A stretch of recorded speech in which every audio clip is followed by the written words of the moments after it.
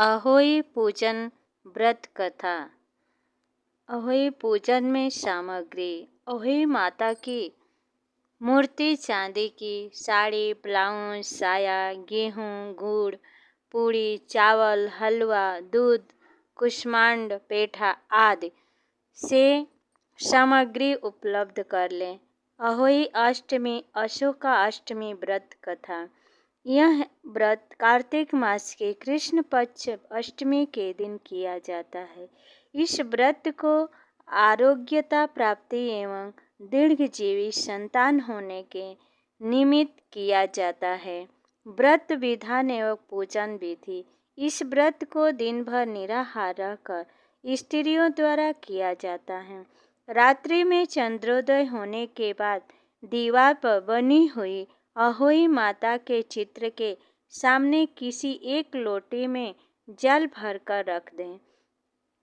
चांदी द्वारा निर्मित चांदी की बनी सयायु माद बनाकर रखने वाला एक जंतु की मूर्ति और 2 गुड़िया रखकर उसे मौली नारा में गूंथ ले। तत्पश्चात रोली अक्षत से उनकी पूजा करें। पूजा करने के बाद दूध, भात, हलवा आदि का उन्हें नैवेद्य अर्पित करें। तदनंतर पहले से रखे जलपूर्ण पात्र में से चंद्रमा को अर्घ्य दान करें। इसके अनंतर हाथ में गेहूं के 7 दाने रखकर अहोई माता की कथा सुने। कथा श्रवण करने के बाद नारे में पिराई गई अहोई माता को गले में पहन ले। अर्पित किए गए नैवेद्य को ब्राह्मण को दान कर दे। यदि ब्राह्मण न हो तो अपनी सास को ही दे दें। इसके अनंतर स्वयं भोजन करें।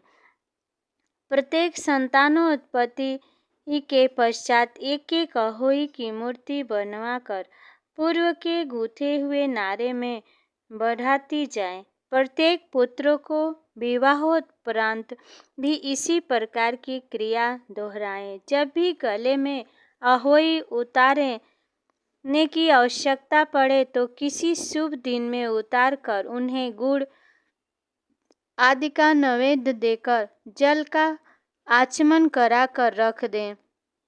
ऐसा करने से संतान की वृद्धि होती है। अहोई अष्टमी पूजन के बाद ब्राह्मण को कुष्मांड पेठा दान करने से विशेष फल की प्राप्ति होती है।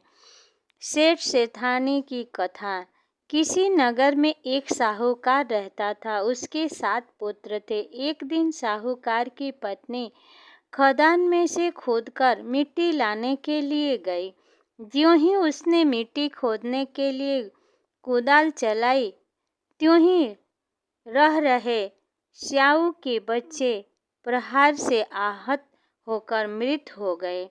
जब साहूकार की पत्नी ने कुदाल को रक्त रंजित देखा तो उसे बच्चों के मर जाने का अत्यधिक दुख हुआ। परंतु जो कुछ होना था वह हो चुका था। यह भूल उससे अनजाने में हो गई थी। अतः दुखी मन से वह घर को लौट आई। पश्चाताप के कारण वह मिट्टी भी नहीं ला सकी। इसके बाद जब स्याऊ अपने घर में आई तो उसने अपने बच्चों को मृतावस्था में पाया। वह दुख से कातर हो अत्यंत विलाप करने लगी। उसने ईश्वर से प्रार्थना की कि जिसने मेरे बच्चों को मारा है उसे भी पुत्र शोक दुख भुगतना पड़े। इधर स्याऊ के शाप से 1 वर्ष के अंदर ही सेठानी के 7 पुत्र बारी बारी से काल कौलित हो गए। इस प्रकार की दुखद घटना होते देखकर सेठ सेठानी की अत्यंत शोकाकुल हो उठे। उन दंपतियों ने किसी तीर्थ स्थान में जाकर अपने प्राणों का विसर्जन कर देने का मन में संकल्प कर लिया। मन में ऐसा निश्चय कर सेठ सेठानी घर से पैदल ही तीर्थ स्थान की ओर चल पड़े। उन लोगों को मार्ग में खाने पीने की भी कोई सुधि नहीं रही।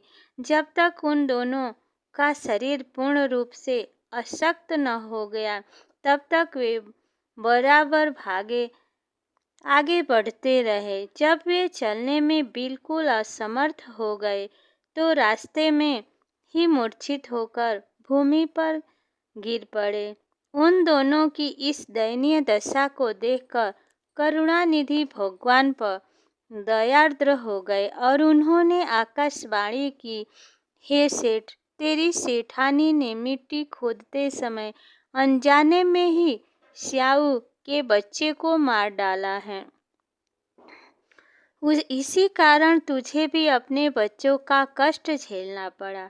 भगवान ने आज्ञा दी, अब तुम दोनों अपने घर जाकर गाय की सेवा करो और अहोई अष्टमी आने पर विधि विधान पूर्वक प्रेम से अहोई माता की पूजा करो।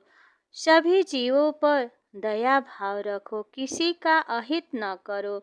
यदि तुम मेरे कहने अनुसार आचरण करोगे तो उन्हें संतान सुख प्राप्त हो जाएगा। इस आकाशवाणी को सुनकर सेठ सेठानी को कुछ धैर्य हुआ और वे दोनों भगवती का स्मरण करते हुए अपने घर को प्रस्थान कर गए। घर पहुंचकर उन दोनों ने आकाशवाणी के अनुसार कार्य करना प्रारंभ कर दिया। इसके साथ ही ईर्ष्या दोष की भावना से रहित होकर सभी प्राणियों पर करुणा का भाव रखना प्रारंभ कर दिया। भगवत कृपा से शेष सेठानी पुनः पुत्रवान होकर सभी सांसारिक सुखों का भोग करने लगे और अंतकाल में स्वर्गगामी हुए। अहोई अष्टमी उद्यापन विधि। जिस स्त्री को पुत्र हुआ हो अथवा उसके पुत्र का विवाह हो, उसे उद्यापन अवश्य करना चाहिए। इसके लिए एक थाल में 7 जगह 4-4 पुड़िया एवं हलवा रखना चाहिए। इसके साथ ही पीत वर्ण की पोशाक, साड़ी, ब्लाउज एवं रुपये आदि रखकर श्रद्धापूर्वक अपनी सास को उपहार स्वरूप दे दें। उसकी सास को चाहिए कि वस्त्र आदि को अपने पास रखकर शेष सामग्री, हलवा, पूड़ी आदि पदार्थों को अपने पास पड़ोस में वितरित करा दें। यदि कोई कन्या हो तो उसके यहाँ भी भेज दें। जय अहोई माता।